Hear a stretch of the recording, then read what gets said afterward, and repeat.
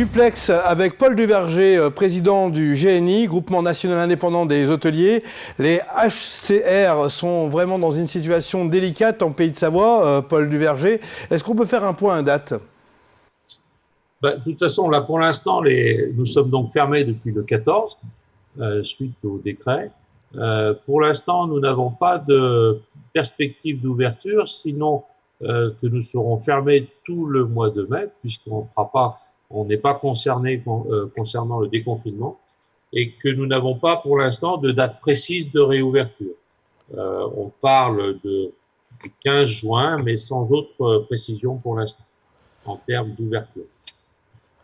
Et ces modalités, quelles seront-elles pour cette ouverture? Parce qu'il faut se préparer déjà, j'imagine qu'on a des réflexions concernant la réception des invités et la protection des employés. Alors, il y a aujourd'hui, en termes de protocole sanitaire, qui est en train de se discuter avec Paris, le ministère du Travail et le ministère de la Santé.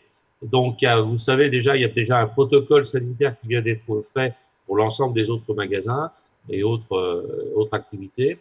Nous, pour les HCR, nous allons avoir un protocole un peu plus spécifique. Alors, il est vrai que nous sommes déjà habitués à ce type de choses, puisque nous avons des habilitations HACCP, etc. On connaît un petit peu ce genre de choses. Ceci posé dans le cadre du Covid-19, va y avoir donc des spécificités particulières.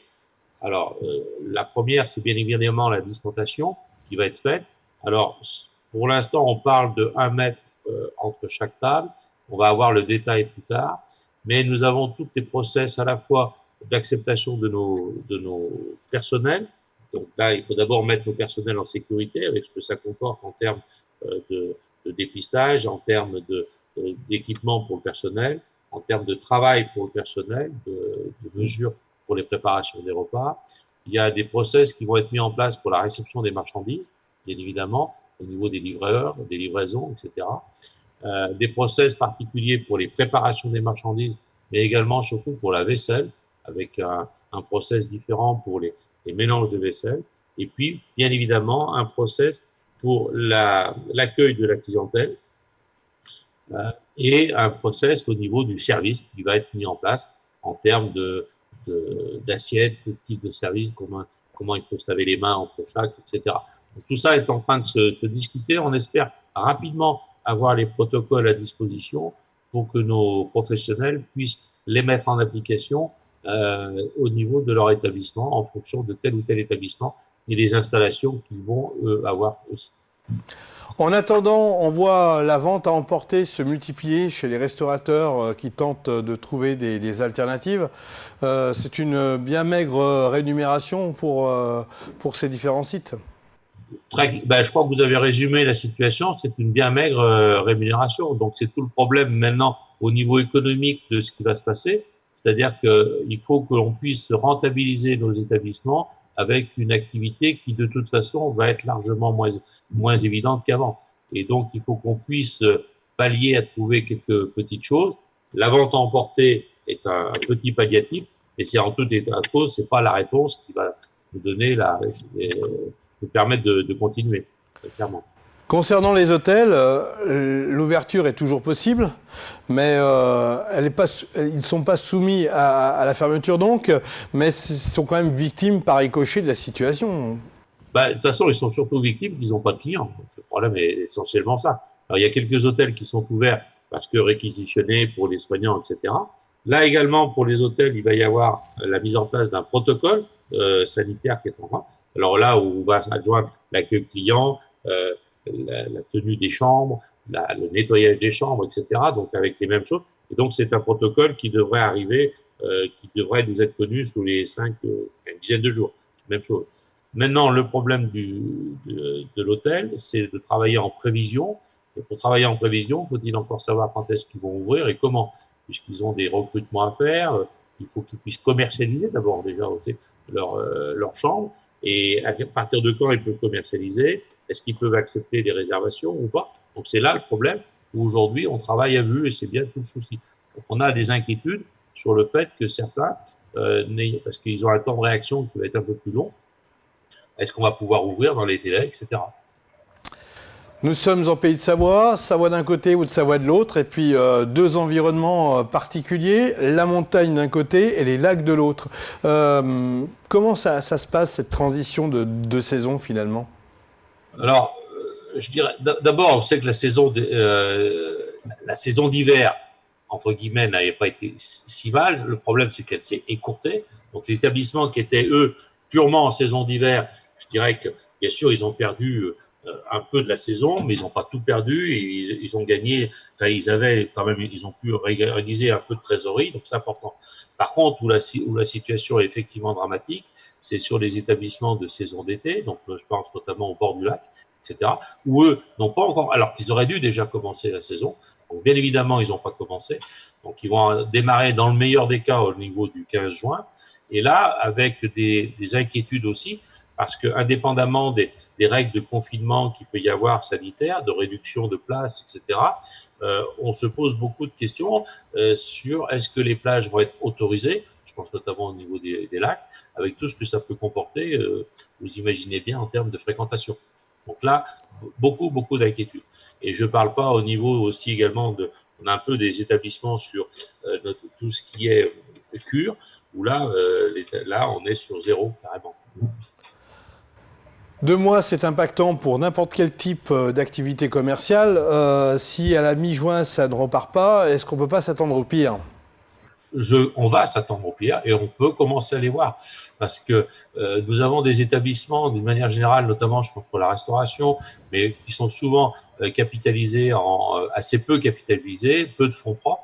Donc la marge de manœuvre est extrêmement limitée et que si on n'a pas des éléments de réduction de charges, et c'est bien là toutes nos revendications qu'on a auprès du génie, et c'est là toute la difficulté qu'on a avec le gouvernement parce qu'on n'a pas de perspective sur ces points-là au-delà du mois de juin. Je parle de réduction de charges sociales parce qu'il faut qu'on puisse baisser le seuil de rentabilité des établissements. Parce que si on ne baisse pas le seuil de rentabilité des établissements, on ne va pas y arriver. Donc il y a un moment où ce n'est pas à peine d'ouvrir si on perd de l'argent. Et donc, ça va être le problème sur des très petits établissements. Là, j'ai des adhérents, j'ai un adhérent qui m'appelle, voilà, j'ai 38 places assises. Comment je vais faire si on m'en enlève la moitié? Parce que lui, son établissement, c'est des petites tables les unes à côté des autres. C'est ce qui fait le charme du restaurant. Il n'a pas de terrasse. Qu'est-ce qui va se passer? Donc, si on lui, en même temps, s'il n'a pas des vraies baisses de charges, je ne sais pas comment il va passer l'été. Il y a le côté, bien sûr, adhérent et, je dirais, investisseur et décideur. Il y a aussi l'aspect saisonnier, puisque cette filière travaille beaucoup avec eux. Ils sont restés un petit peu sur la fin de leur course avec l'hiver. Et comment ont-ils redémarré l'été? Qu'est-ce qu'on pense faire pour eux? Ben le problème. Alors, nous avons déjà demandé d'avoir une révision, vous savez, au niveau de la loi qui était sortie sur le chômage, donc de faire en sorte que les 4 mois restent normalement, il y avait une période de 6 mois qui était passée, et là, de passer à 4 mois. Donc on a demandé au gouvernement de rester, d'abroger cette loi pour l'instant, d'une part. Deux, et ce que je disais tout à l'heure, c'est qu'en termes de saisonniers, comme on n'a pas de perspective, c'est extraordinairement compliqué de pouvoir dire aujourd'hui est-ce qu'on peut les embaucher ou pas. C'est bien là le problème.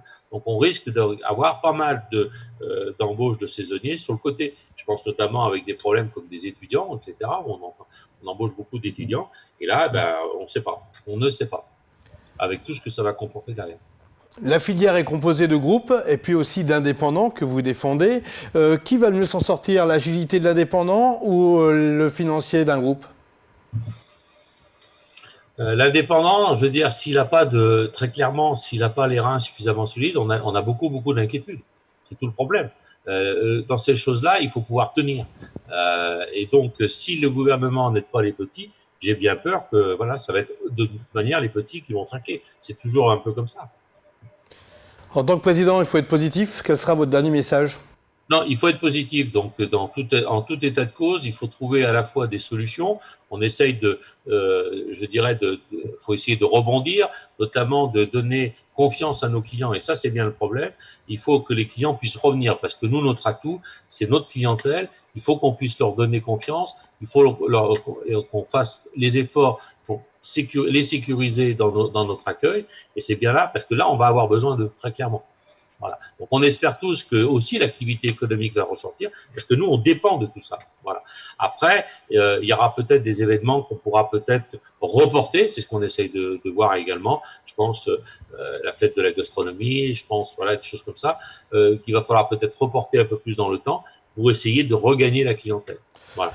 Mais c'est clair qu'aujourd'hui tous les professionnels essayent de faire en sorte de trouver des solutions pour sécuriser les clients, parce qu'on a besoin d'eux et ils nous manquent en ce moment, vraiment. Finalement, vous avez besoin de l'assistance de l'État et des communes, et les communes ont aussi besoin de vous pour donner vie à leurs emplacements et à leur tourisme. C'est absolument évident, raison pour laquelle d'ailleurs, outre les demandes qu'on a fait auprès du GNI, j'ai d'ailleurs fait une lettre conjointe avec les présidents régionaux du GNI là, à toutes les collectivités territoriales, que ce soit régions, départements, municipalités et comités de communes, de façon à ce qu'ils puissent s'engager clairement sur des actions, notamment des actions au niveau des droits des terrasses, extension des terrasses, de façon à faire en sorte au niveau des impôts locaux, des taxes de séjour. Et là, il faut qu'effectivement, toutes ces collectivités territoriales jouent le jeu, parce qu'on est des acteurs économiques de la vie sociale des villes. Et là, c'est important qu'on les aide. Alors après, le dernier point aussi sur lequel on est vraiment très, très inquiet, c'est pour tout ce qui est, là, on parlait restaurants et hôtels. Et là, on est très inquiet aussi, c'est tout ce qui est bar et établissements de nuit, où là, on ne voit pas trop, pour l'instant, d'ouverture, même au-delà du 15 juin. Et donc là, ça va poser de gros problèmes. Beaucoup d'interrogations restent en suspens. Paul Duverger, on aura certainement l'occasion d'en reparler sur Savoie News. À très bientôt et bon courage. Merci beaucoup.